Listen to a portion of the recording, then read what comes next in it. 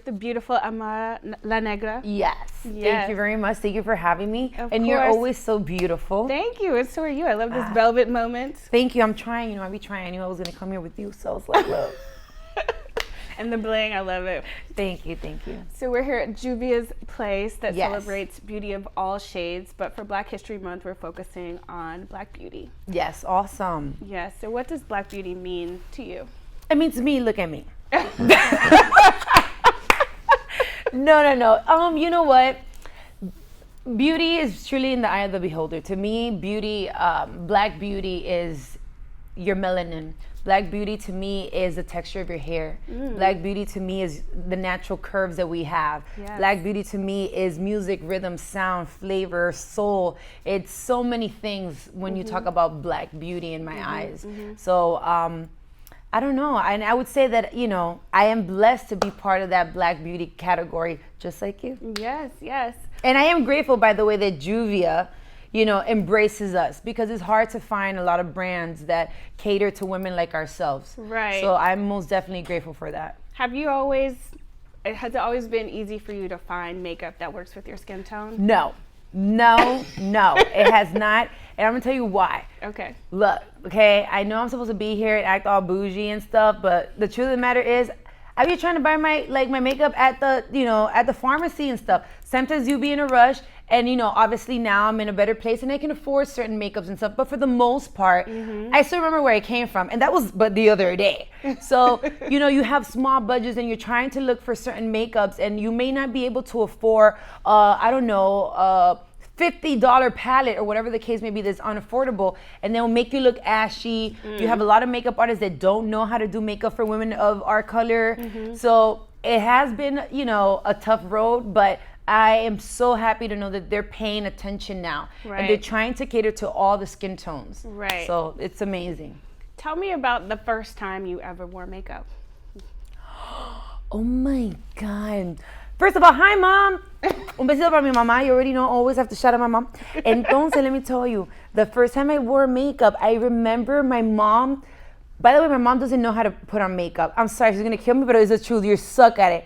Look. My mom doesn't either. My mom still has that terrible habit. I call it like the hooker makeup. She does the blush, the blue, and the red, and then it comes out a little bit. And I'm like, where are you going?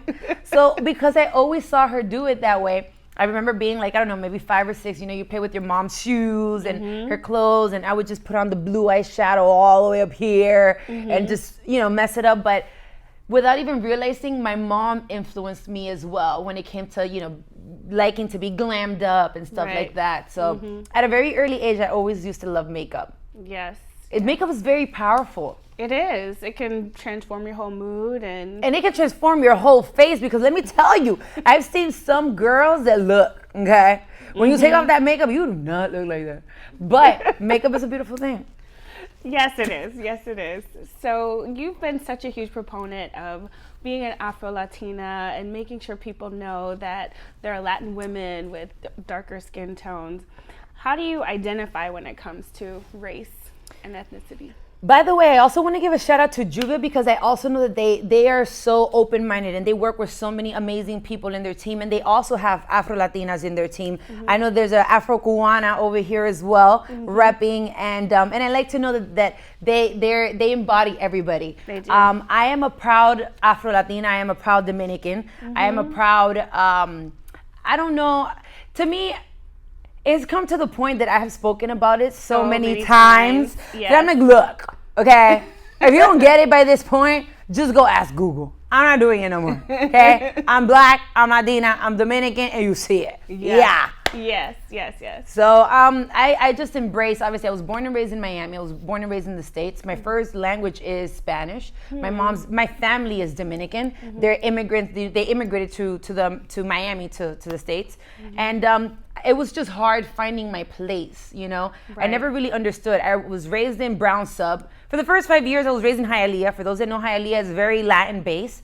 And then Brown Sub, which is very African American. Right. So to me, it was a very confusing stage, because I'm like, well, I look like the rest of y'all, but when I go home, my culture and everything that we do is completely different. So it's just being able to find your place was the difficult part. But at this point in life, I just embrace who I am, and what you see is what you get. Yes. Have you always felt and known that you were beautiful? No. And still till this day, it's terrible. I mean, I know that Because you're gorgeous. You have to know that. You're like a Barbie doll. I thank you. But it took a really long time to see that. Why? Because no matter how beautiful, let me tell you something. The prettiest women are the ones that have the most insecurities. You feel so much pressure because people are constantly telling you that you're pretty, so you feel that you have to stand up to that standard. Like, I can't gain weight, I can't get a stretch mark, oh my God, I have a pimple, oh my God, I have cellulite. So you're constantly like looking at all the negativity, all the bad, and it's hard to see the beauty within all that. Okay. So, no, I didn't always feel this, pretty, I guess, or whatever. Or I didn't see myself the way that others, viewed me. I used to be very obese at one point in my life. I used to weigh 230 pounds. Then I became bulimic for like 3 years. Ended up in the hospital several times. I was very, very, very thin. And then, but even though I was thin, I still had hips. I still had a butt. I was never gonna look like the Victoria's Secret models that I wanted to look like. Right. And then it just took me time to embrace it. Óyeme, look, okay? You're not built like that. Get over it. And now I embrace every single part of me. How do you celebrate Black History all year long? By being Black. Is there something else I'm supposed to do? No. I would say, look, I hate the fact that we have to celebrate Black History Month. And I say it because I don't like the month part of it. Why does it have to be just about a month when, it's all year round? We celebrate who we are through our culture, through our music, through our achievements all year round. So I don't feel that we have to just, have that one month. Have that 1 month. Like, why? You see us. You see us achieving and breaking barriers every day. Yeah. So I'm proud of that. So I love Juvia's place because, as we said, it gives opportunities to women of color. Yes. Women of all shades, but particularly darker skinned women to represent their brand. How important is it for you to wear a makeup brand that caters to and is owned by a Black woman? I think it is super empowering, super important to be able to support Black businesses, support business that are owned by independent companies, support businesses, especially in this case that is, mainly women-based, right? Women of color. I just love what they're doing. And it could be the smallest thing, like paying attention to the artwork. Yes. Paying attention to the artwork that they have in their boxes, paying attention to the shades, paying attention to the names of the foundations. It's something that was well thought through, that it was for us. I mean, it's for everyone, but mainly for us. And you know what? Y'all get everything. So can we at least just have some makeup for us? Okay, great. Thanks. Talk about your hair. Because I've noticed you've been switching it up a lot lately. I have. So what inspired that decision to kind of experiment? I always said that I never had a problem with changing my hairstyle. I just don't like to be told when to do it. Right. Nor do I like to be told the reasons why I should do it. I'll do it whenever I feel prepared to do it. And I have chosen to be open-minded into trying different looks. Why not? My hair doesn't define me, and I've always been very open and honest about that. I do personally enjoy having textured hair. I enjoy having my afro, my nappy hair, whatever it is y'all want to call it, because since nobody else wants to do it, I feel that puts me, it kind of makes me stand out. And I just embrace it. But then again, I enjoy changing my hairstyles, and I think it's fun. Sometimes it's straight, sometimes I've done the blonde, I've done them all. Bangs. I've done bangs, no bangs. Oh no, girl, you don't have to have the bangs because I have a big forehead. That's why I have my fro. See, these are little secrets. You bring the fro to the front because of my forehead. Yeah.